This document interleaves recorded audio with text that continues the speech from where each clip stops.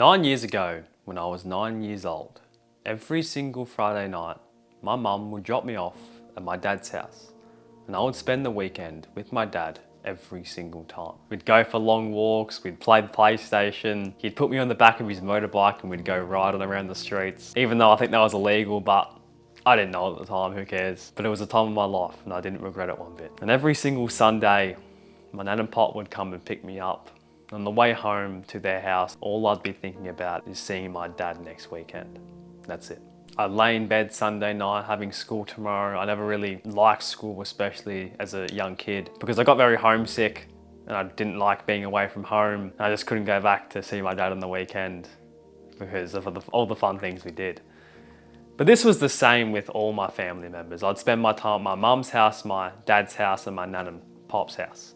It's really the only places I'd stay, and maybe a friend's house. And when I'd leave my nan and pop's house Monday morning, that's all I'd be thinking about is going back there because it was such a fun night. When my mum said bye to me out the window at the car, all I'd be thinking about is, staying with my mum. That's all I wanted to do. This would be a constant cycle every single week until I stopped seeing my dad about 5 years ago.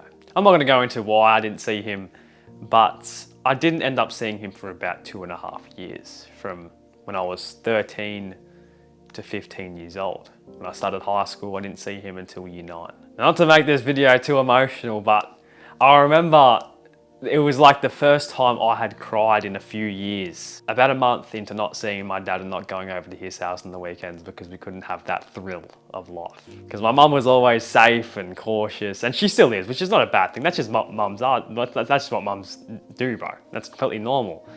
But I miss that fun side of life. So I'd still see my nan and pop every single month, but I'd be spending most of the time with my stepdad and my mum, which was completely fine because I love them, of course. So during some of the most important years of my life, 13 to 15, I didn't really grow up with a father figure. Yes, I had my stepdad with me and that was great, but a biological dad and a stepdad is very different. That doesn't mean I love one more than the other, it's just the relationship's a bit different. I'd give my dad a call maybe once a week, once every 2 weeks, but it wasn't the same as actually seeing him in person. I'd be talking to him over the phone for the last 2.5 years until I finally got to see him. He'd changed quite a bit.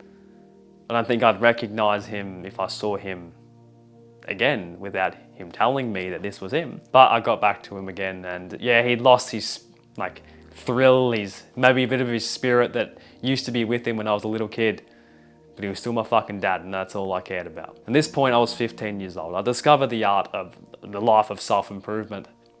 So I knew a little bit, just a little bit, about valuing someone's time, not taking someone's time for granted, and not taking my own life for granted. So I made sure to spend that day with my dad, even though he told me he would see me again, like it was my last time, because you never know what can happen. When I didn't see him for 2.5 years, it came out of nowhere, he didn't tell me. And that's not his fault. Again, I'm not gonna go deep into shit. So then after that, I probably didn't see him for another year. Another year went past, I didn't see him. Then he moved up, about 3 hours away from me. So I'd go see him every single school holidays. And fuck bro, when I left his place every single school holidays, that was like the worst I'd ever felt in my life. Not actually the worst, but the worst I'd felt throughout the year, because I knew I wouldn't be able to see him for another, 8 to 10 weeks. Which really fucking hurt, bro. It did, because my dad, yeah, I can relate to my mum, but I can relate to my dad a little bit more because he's a man and, he goes through man shit. He was the person I could always relate to. And one day it just clicked, I think I was on the way home, he was taking me home. I'm like, fuck, one day this is gonna be permanent, bro. Yeah, I take my parents' life for granted at the moment. My mum comes home from work every single afternoon. I get to see my dad 4 times a year. It's pretty good, some people don't even have their parents. But I knew at the back of my mind that they wouldn't be here one day. And I wouldn't be able to spend those small little things that you and I take for granted. When your mum cooks a meal for the family, you sit down at the dinner table and you just chat. I knew I wouldn't be able to experience that one day. And it might be in 5 years, it might be in 2 months, it might be in 50 years, who knows? But one day that won't be able to ever happen. I won't be able to ever chat with my dad, sitting on the grass, looking at the view down, where he lives, because he lives on a farm. I wouldn't be able to do that one day. One day I'll be by myself, maybe with a wife and kids, but I will never have my creators. And I'm very glad that I was grown up this way. I'm very glad that my mum and dad, I didn't see them at the same time. Now, that might sound like shit to some people, but all I can do is be grateful for the opportunities that God has put me in. I don't want to change nothing, bro.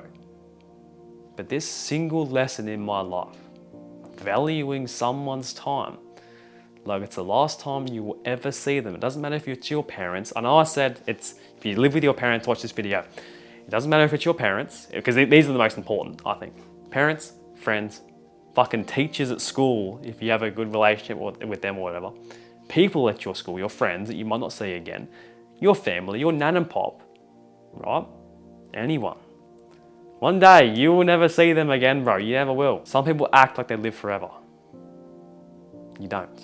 And the people you know won't either. So now I try my best every single day without going overboard and telling them every single time, I'm so sorry, this is the last time I'll see you. Like, no, I don't act like that. But down deep in the heart, I try and have like the last conversation with this person that I'll ever have and really live in the present moment. No mental distractions. And look, I'm not perfect. I sometimes make mistakes. Sometimes I get angry at my mum for like the littlest things. I don't yell at her or nothing, but in my mind, I get like a bit angry. As, fucking sons and parents do. Sometimes I do that. But it's a lot less frequent now. Value their fucking time. One day you won't be able to ring them up and say hello. I know you might be pissed off at them for some fucking reason. They annoy you. You think they don't want the best for you. They want you to get a job even though you want to start a business. I know that's pretty common among this younger generation nowadays.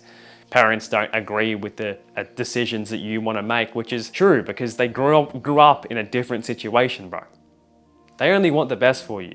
99% of parents want the best for you. Now, I'm talking about those parents, okay? I know some people grew up with, not the best parents. If you don't see your parents, ring them up and, I don't know, fucking say something. And if you do see them, if you're living in the same house as them right now and you're watching this video, just go and give them a hug or some shit. Just do it. I know it might be awkward. I feel the same. Yeah, it feels awkward sometimes. Wouldn't feel awkward when they're gone, bro. Now, this is a bit of a sad video, but it was a needed one. All right, it was needed.